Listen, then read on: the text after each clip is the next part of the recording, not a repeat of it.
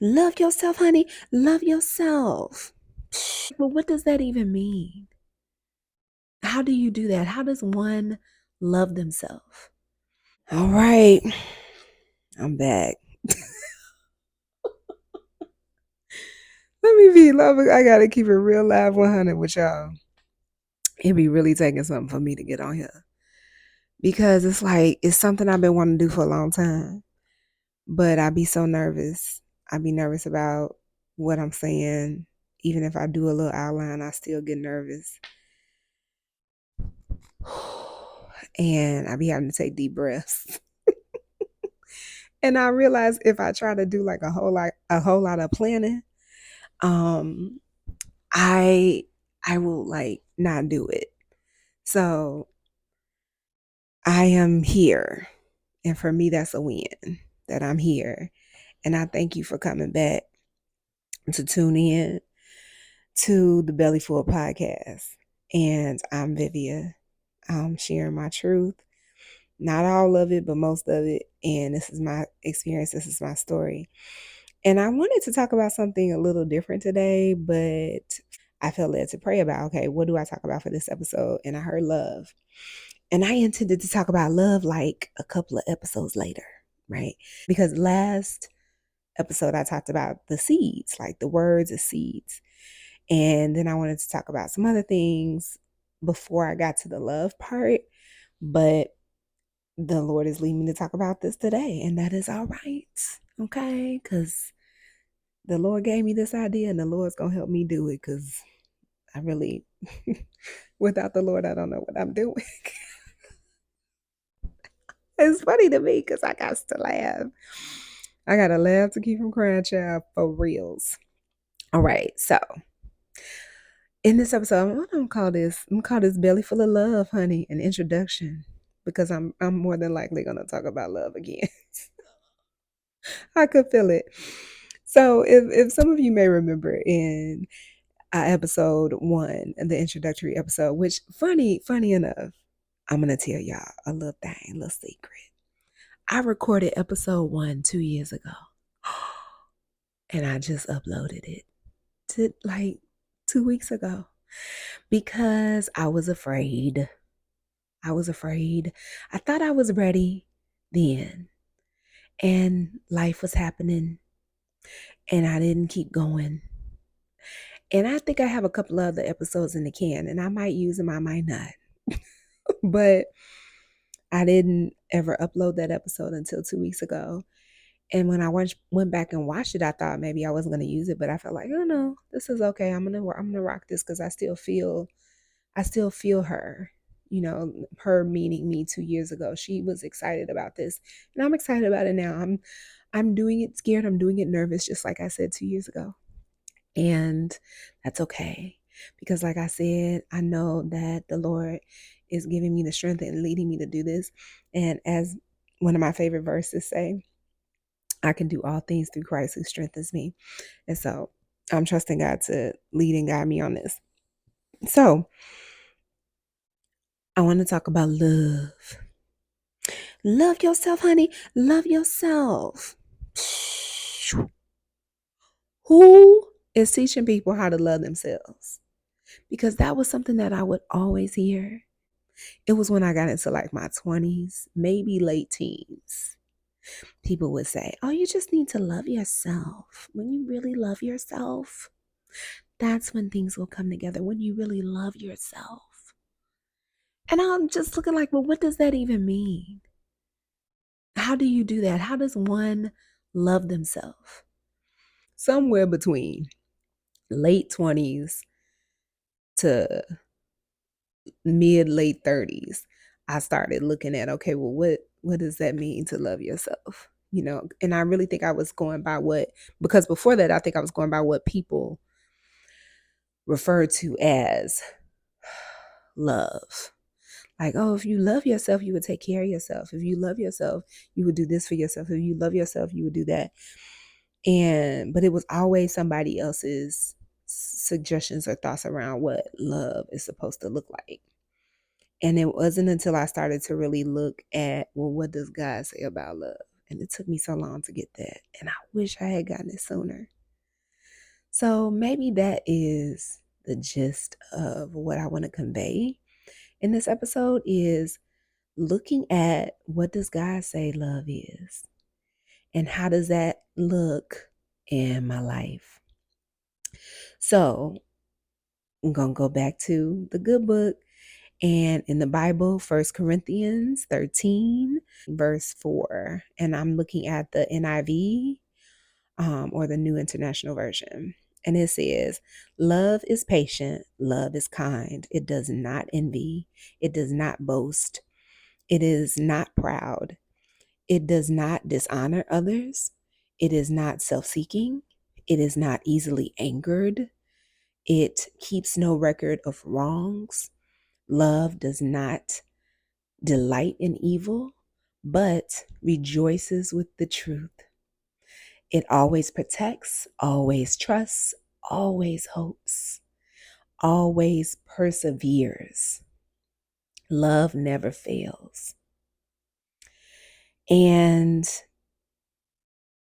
I want to, first of all, let me just say this is a little funny part.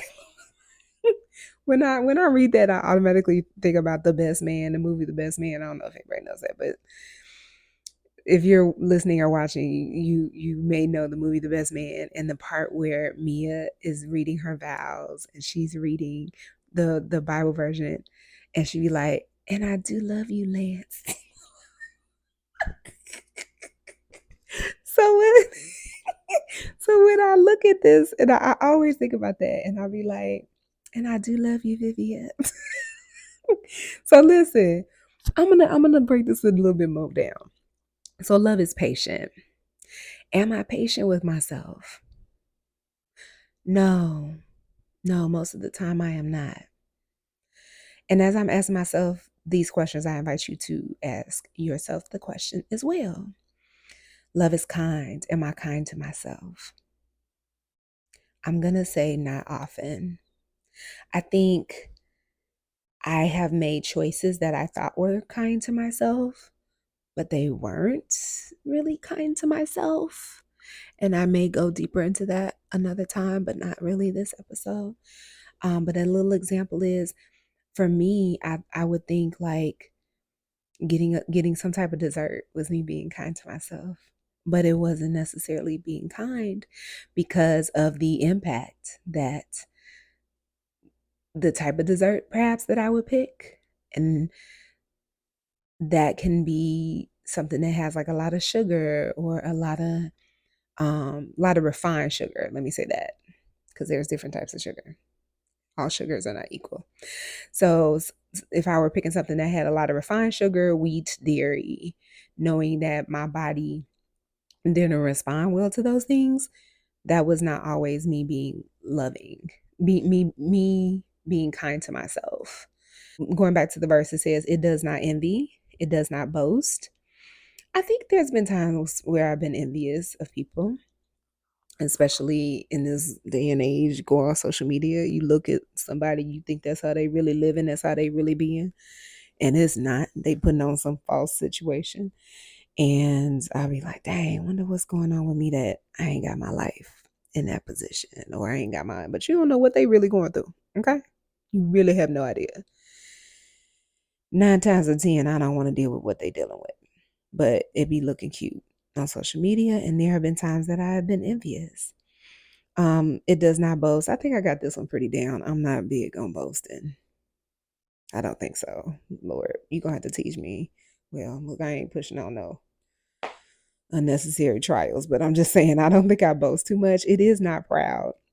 I have been proud of myself, but not a lot.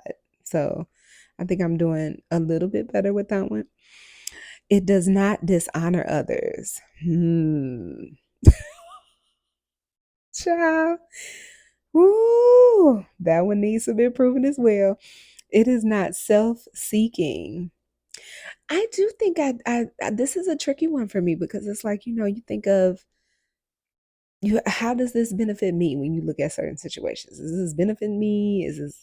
But at some point when you're looking at the love for others or for the world, it's like Sometimes are you looking at how does this help others as well? So there's some area of learning in that, and love not being self-seeking, especially if I'm talking about self-love, because it's like how can you not be self-seeking if I'm talking about loving myself? It is not easily anchored. Ooh. I think that kind of connects with the kindness, like me not being as kind to myself as I could. It's like I get angry and disappointed with myself too often and judge myself so harshly. And I think the world has done such a heavy job of that, the world and the community that I was around growing up, that added to the anger and the judgment and the harshness. So then that made it more difficult to press through with love.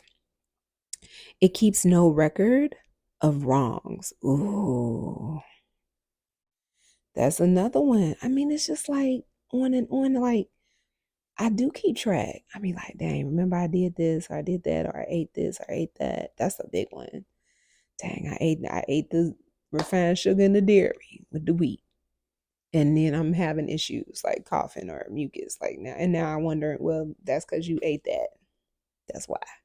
But I'm keeping track of the wrongs. And I think it could be done in a different way. Like I don't have to make myself wrong for it.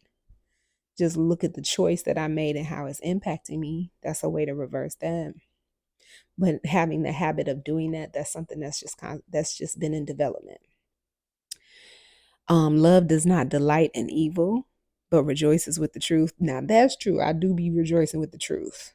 But looking at myself, like for my self-love, um, love does not delight in evil, but rejoices in the truth. I would say that I don't delight if something evil happens to me for sure. And I do get so much rejoice in the truth. I like when there's a verse that says, the truth shall set you free. I do get great delight. I do be feeling more free. Yeah, I be feeling so much more free with the truth when it finally gets out and revealed. I feel so much better. And I do rejoice. So I think I got that one down. And the delighting in evil, I don't think I delight in that for myself, maybe for others. So there's room to make sure I am not doing that and pray for them. Because even the Bible said, pray for your enemies, girl, sir. That could be a tough one.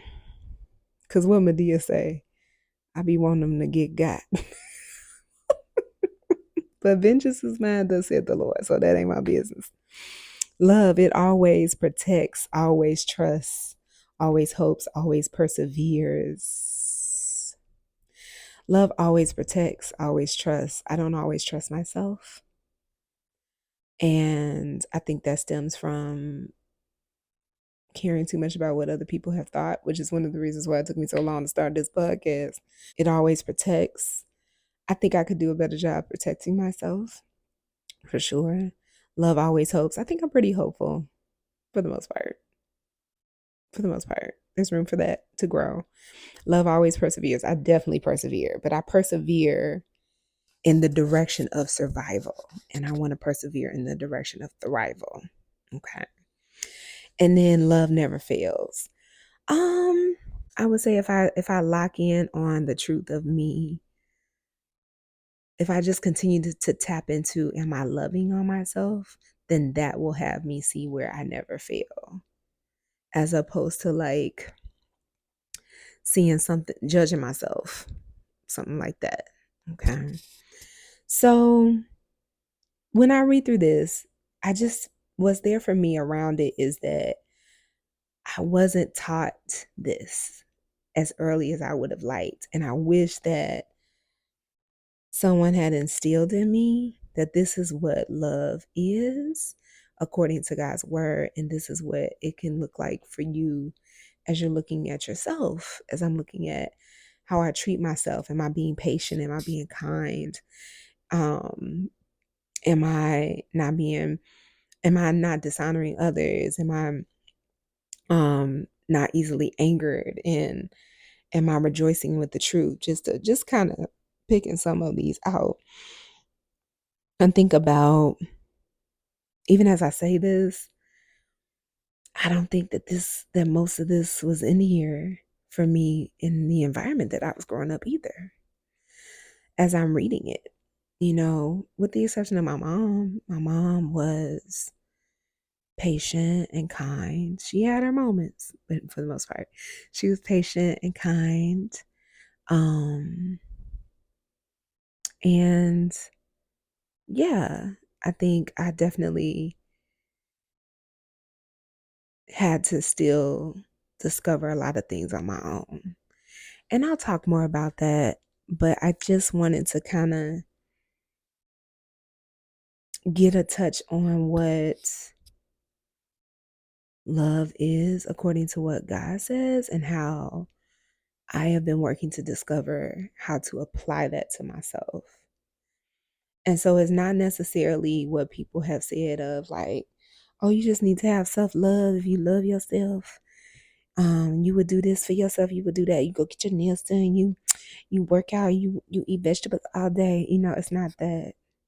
That's a component, but it's a deeper sense of that, right? So if I'm being patient with myself and I know I'm having a hard time with a workout or some type of movement, well, a loving way is to be patient and say, it's okay, Vivia, you got this. Just keep going. Just take your time. And I have to do that a lot. I have to encourage myself a lot because I cannot get it from anywhere else. Like, it is just me and God at the end of the day. And the need to remember that is challenging. And I ain't gonna front, it gets exhausting sometimes. Always. It just being me and encouraging myself and being the one to show myself the love. And yet it's always gonna just be me and God to the end of time, to the end of my time on this earth. And so even if I were to get with someone else or be around someone else, they're not promised. They is not promised. And I can't look for that outside love, that outside validation. And yet I do have, sometimes there is a little envy when I see someone who is being loved by a family member or a partner in a way that I haven't experienced. And sometimes those are the moments that I'm talking about, the envy. I have had to accept that there are some love experiences that I'm just probably not going to have, or the time has passed for them, right? So I'll give an example. When I see a little girl with her dad or being loved by her dad, I have to be reminded I will not experience that. I'm laughing to keep from crying, y'all. I will not experience that. I have not experienced that. My dad died when I was 10. Having to accept that that's something that I won't, that's a love that I won't experience. And being able to be at peace at it, sometimes for me, that's challenging. So then getting the opportunity to pray and ask God to teach me what that's like to have that love, but to not physically have it is still tricky. And trying to figure out how to do it for myself. And even though he passed when I was 10 and I'm 40, like, the grief process knows no limits. I don't think that anyone is ever too old or too young to miss somebody, especially a parent. Especially a parent. Okay, I do want to take a peek at a couple of other translations. And sometimes it's fun to see the different translations of the Bible. I like this. Okay, so this is the Message version. It says, so no matter what I say, what I believe, and what I do, I'm bankrupt without love. I'm bankrupt without love. I love that. It says, love never gives up. Love cares more for others than for self. I have a little bit of an issue with that. I'm not going to front. Because, child, I done put people ahead of me too many times to my detriment. So I really believe there has to be some healthy balance in that. So, anyway, back to the scripture. Message version says, love doesn't want what it doesn't have. Ooh. Love doesn't strut, doesn't have a swelled head, doesn't force itself on others, isn't always me first, doesn't fly off the handle, doesn't keep score of the sins of others, doesn't revel when others grovel, takes pleasure in the flowering of truth. Oh, I love that. The flowering of truth. Puts up with anything, trusts God always, always looks for the best, never looks back, but keeps going to the end. Love never dies. Okay, I'm not mad at the Message version. I want to also look at King James Version.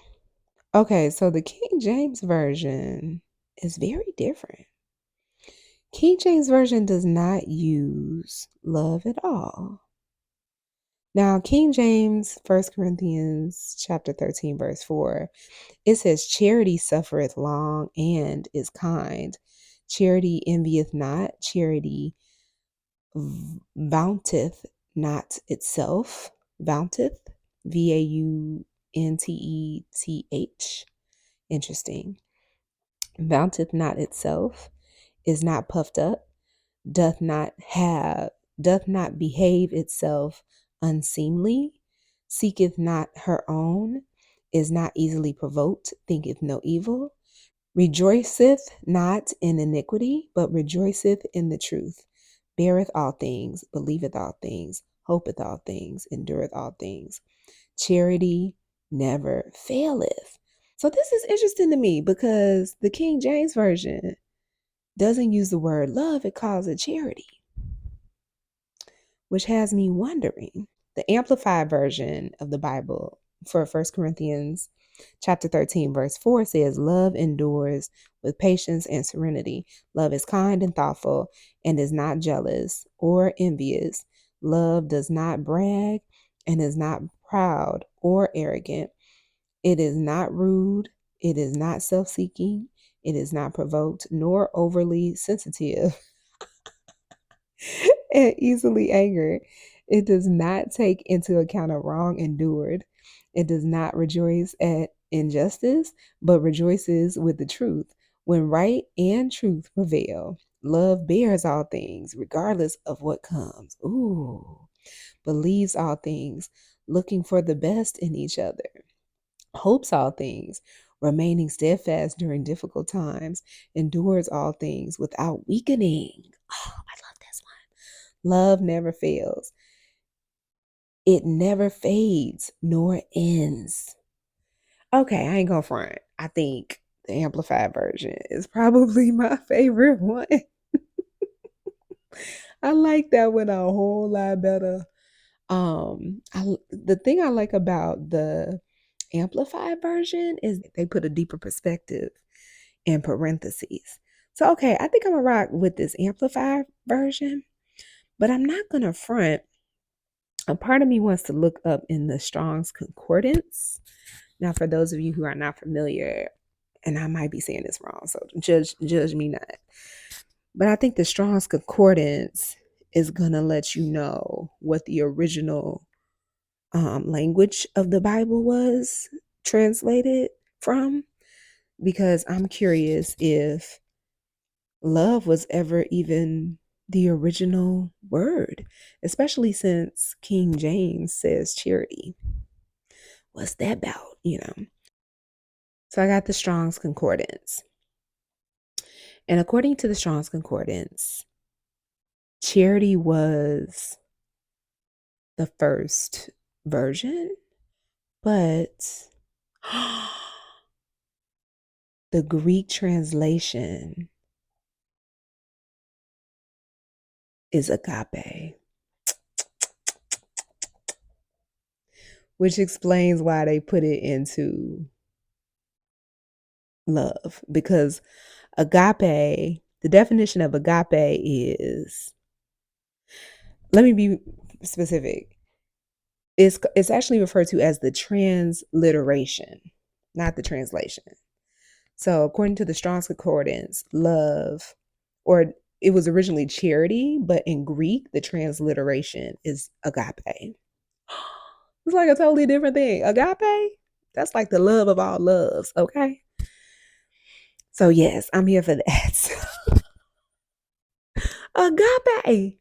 Agape love, y'all. Agape. Ooh, agape. That really has blessed me so much. Okay. I even got excited. So agape love, the definition of agape love, and this is from G25, which stands for Greek 25, uh, is love that is affection or benevolence, specifically plural, a love feast. Look at that. Feast of charity, dear love. And so the King James usage is love, charity, dear, charitable. That is so interesting to me. This is why excuse me, it's G26, not G25. Yeah, G26.